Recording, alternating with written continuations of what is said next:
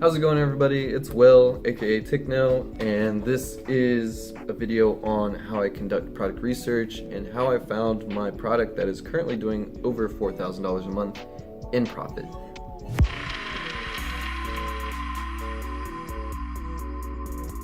So I'm just going to dive right into it. What do I use? Two main things: Jungle Scout Webb App, Jungle Scout Chrome extension. What are they? Google Jungle Scout. I know, right? Super duper deep.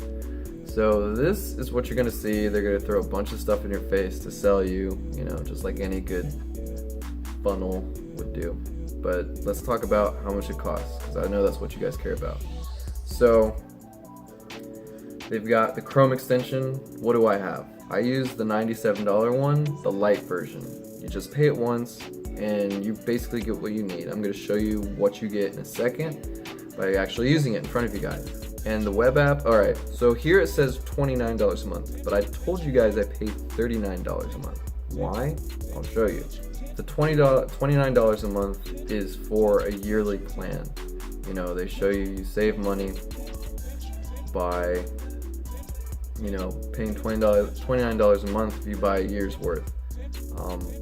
What I like to do, and this is what Tanner suggested too in his course, is you just use it from month to month based on how much research you do. Now, I've been doing research for 5 months. Have I paid for 5 months? No. I think I paid for 3 or 4 months. I shut it off, so I didn't, I saved myself a month of paying for this when I didn't even need it, which is what I suggest you guys do, because you're probably going to find a good product if you do what I'm about to show you within a year. Now, are you going to find it within the first month? Probably not. I hope you do, but I'm going to say you probably won't. So make sure you pay attention to that. It's not $29 a month. If you do month by month, it's $39 a month. Alright, so let's go over the web app first. So the web app is in your computer, and this is what it looks like. So what are we looking at? So the main thing is the categories. I mean, there's a bunch of main things, but categories, it is what a category is. It's what you're going to search under. Now, not to sidetrack too much, but there are gated categories. These are categories that are highly restricted. You have to get permission from Amazon to sell in these, such as all the ones that I haven't marked, just about, like health and beauty products. Don't even get me started about the regulations on those. So what are the categories you guys should focus on? So again, this is just my experience. You guys are welcome to search in all these categories, but make sure that you're not searching in gated ones unless you already are in that field, or you've done your research on that and you can sell in there. I might use that in a separate video, but I don't mess around with that gated-ish. All right, so appliances, arts, crafts, and sewing. Baby, I usually don't look in this category. You can, but one of my worst nightmares is to, sell a product and someone chokes and dies on it, or someone does something stupid with it and something bad happens to them. I don't want anybody to, be harmed in any way from my products, but I feel like baby, that'd be the, it's highly likely, or it's just more likely that someone would do something with it. I don't want to sell something that a baby, heaven forbid, would choke on it or something. But it's not gated, surprisingly. So you can use that one. Home and garden's the next one, so you only got 4 on the left side. Now on the right side, you can do home and kitchen, home improvement, industrial and scientific, kitchen and dining, musical instruments, office, patio, lawn, garden, pet supplies.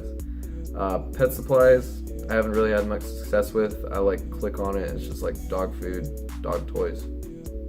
It's very competitive and it's not really that great, but you might find something. Another one that I don't have switched on, which I should, is sports and outdoors. So here's the thing about sports and outdoors. It includes jerseys and all kinds of clothing made by Nike, Adidas, Reebok, all that stuff. All of I live in Atlanta, so all the Falcons gear, it's gonna have all that stuff in there. So it's gonna make your searching queue bigger. You're gonna have more products to go through, and you won't be able to sell a lot of those things because you can't resell Nike products on Amazon. You can do it on eBay, but if you want to come out with your own clothing line to compete with Nike and all those other guys, best of luck to you. So what I like to do is search all of these separately and then search sports and outdoors by itself, because sports and outdoors just adds so much fluff and it takes up too much time. But I'll click it for you guys anyway. I'll write all this down in the description too, so you guys can, have it. Just click back to this video, or I can send it to you guys via email if you want, like the printed, the typed out version. So filters are very, very important too, because the whole point of using all this stuff is just to narrow down on the products that sell, right? Right. So price. Not going too much into consumer behavior, but I wouldn't recommend pricing anything over $50. Just think about how you guys shop. Anything over $50, you're kind of going to think about it for a little bit longer, do some more research. It's just going to take you a little bit longer to purchase that product. Also, products that are more than $50 tend to be more competitive, and people tend to know more about it before they buy it. Or they might be bigger, heavier, cost more for Amazon to hold for you, therefore it costs you more, and it costs a lot more to ship. So yeah, I always put a price minimum of 10. It's very hard to find a product that's less than $10 that you can make $10 profit on. But pricing filters is definitely something you want to mess around with. A question I'm probably going to get from you guys, and a question I've seen pop up a lot is, how long did it take you to find the product? How many hours? What did you do? Tell me. Well, you're going to mess with the filters a lot. You're not going to change them by a lot, but you're going to mess with them a lot. Now, what does that mean? So I might just do 11 to 50, 12 to 51, things like that. And just do that for like 2 hours every other day. And then if I've gone through like all 50 pages, because honestly you won't really go through that many pages of products. It'll seem like it, but compared to other things, it really won't take you that long, especially if you're putting like 6 hours into this. Like if you put it 6 hours a day into this, you can probably cover a lot, and you can probably find a product within a month. But it's not guaranteed, because there's always new stuff and there's always new people selling, and there's so many variables, it's crazy. But it's, keeps you on your toes. This is for business savvy people. This is your own business. This is not a get rich quick thing. You got to be smart. Because if it was easy, everybody and their mom would be doing it. I'm actually trying to get my parents into this. But anyway, don't worry about net, because you can't really calculate that. You don't know what they're paying their suppliers, and that only includes the Amazon fees, what they're paying to Amazon, to my knowledge. Don't worry about that. Don't worry about rank. That changes all the time. Estimated sales is super important, because here's your goal. Initially, you want to find a product that sells 10 a day. 10 times 30. Most months have 30 days. I know you're like, no, February has 28, 29 on leap year. And some, have, okay, whatever. Let's just say every month has 30 days in it. You want to make 10, or you want to sell 10. So that's 300 units, and you want to make $10 profit off of each of those units. Because the goal is really just $100 a day in your pocket. Now, after taxes, it'd be a little less, but it's not a bad start. And you want to, eventually scale up to where you can have as many products selling $10, $12 profit each a day. If you can find 4 or 5 of those, that's $400, $500 a day. It's not bad for doing product research and then working from your phone, or literally wherever you have Wi-Fi. It's not a bad deal at all. It's just a lot of, not even like, I don't know, I guess I can consider this work, but you're not outside, you're not, breaking your back. You literally sit in front of a screen and just sift through data. But estimated sales is very important. Make sure you do 300 minimum. You don't want to do 300 max. You want to look for products. Hopefully you find a product that's like not super competitive and sells like 1 million a month. That would be amazing, but I'm pretty sure that doesn't exist. If it does, then it's like way under wraps. Revenue, don't worry about that, because again, you don't know what people are paying their suppliers to get that, so don't even look at that. I know people see like $45,000, $50,000 in revenue. That could mean nothing if they're paying 90% of that out of pocket and only getting 10% of that back. But again, if it's just you, I guess that's not too bad. But don't go off of that. Reviews, this is very important too. So reviews, it's basically how you gauge your competition. Besides the listing, the brands that are selling in there. Obviously, products that have more reviews, more people have bought from that person, that, you know, that seller. And, you know, if they've got 100 reviews and, you know, 90% of them are 5 stars and they're doing pretty well, they probably own that market really well. So I like to look for people who have 50 reviews or less. Some people look for 75 all the way up to 100, but I like 50 or less, because I sold 300 products of my product that's doing really well. Sorry, 300 units of my product that's doing really well. Guess how many reviews I got? Verified reviews. 1. So, you know, some might get more, some might get less. Like my first product I launched, I sold 100 units and I got 7 verified reviews. So it can depend on your product. You know, some people, it'll be in like a niche that people are like really into it and they'll definitely leave a review. But I guess the product I have now was not the case. Only one person left a review, but I sold 89 of those in one day. Like, let's go over reviews real quick. Reviews are kind of important. I would recommend getting 2 verified reviews before launching advertising. This is a whole separate thing. But I have 2 verified reviews on my product that's pushing 300 units a month, 300 plus. This order that's about to come in is doing 350. I'm going to scale it up to 500. So really don't be too focused on reviews. Use reviews to gauge your competition. All right, enough about that. Rating, don't worry about it. Weight, this is important too, because this is what you're going to use to, you know, see how big it is. See how much it might cost you to hold at Amazon's warehouses, and see how much it's going to cost to ship. I use 1.5 pounds. Some people say 1 pound or less. 1.5 pounds, that's kind of been like my sweet spot when I've been searching. But anything over that, you know, it's going to cost a little bit more than you might want to fork out to ship it over.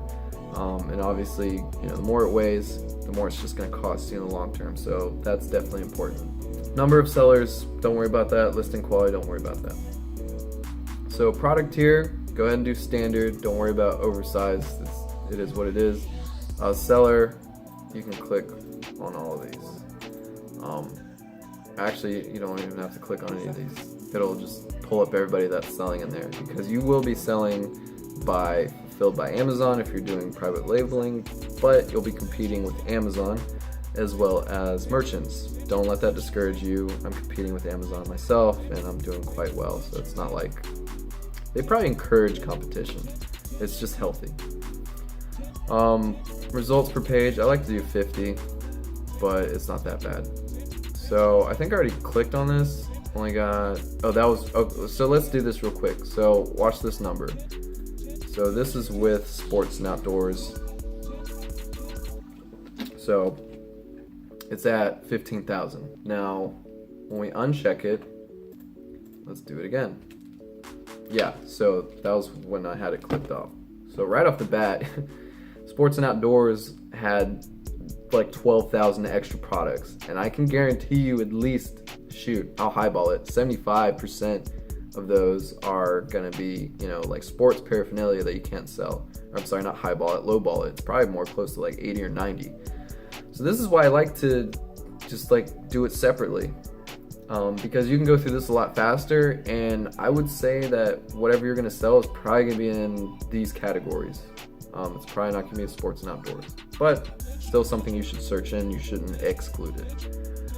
So let's go into searching. So I'm just gonna pick one randomly. There's never anything on the first page. That's not true. So this is the Chrome extension. It has changed since last time I looked at it. This used to be a lot smaller and used to be gray. So see how these are grayed out? It literally tells you why it's grayed out. I don't know why people ask, you know, what does it mean? So it just means there's not enough information for them to give you a good number.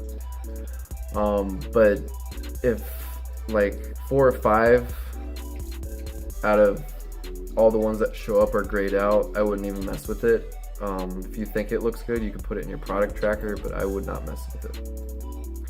But that's the Chrome extension. I'm going to show it in more detail on a product that's not handmade. So looking at this listing is actually pretty good, so I'm not going to focus on it too much. I'm worried about the numbers. So how do we look this up to gauge competition, to see if it's a product we actually want to launch? So what you want to do is you want to pick the broadest keyword or keywords. Think about what someone would type into Amazon to find this product. How do I do that? Open up another tab. Oh my god, I just misspelled Amazon. Okay. Open up another tab, and what the hell is that? Oh my god. There we go. Open up another tab. Make sure you're searching under all categories, or all whatever that is. And